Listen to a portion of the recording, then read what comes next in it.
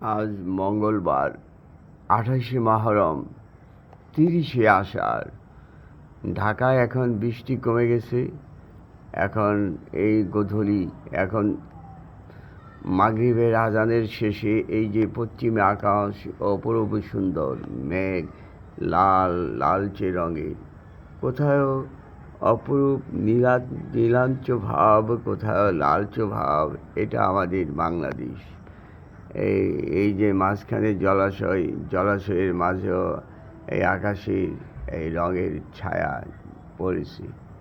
আমি এই প্রকৃতিকে ভালোবাসি, তাই এখানে গাছপালা পশু পাখি ডাক শুনি, ব্যাঙের ডাক শুনি, ঝিঁঝি পোকার ডাক শুনি, আমার ভালো লাগে।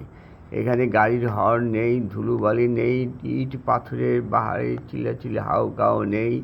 এমন সুন্দর জায়গায় আমরা থাকতেই ভালোবাসি।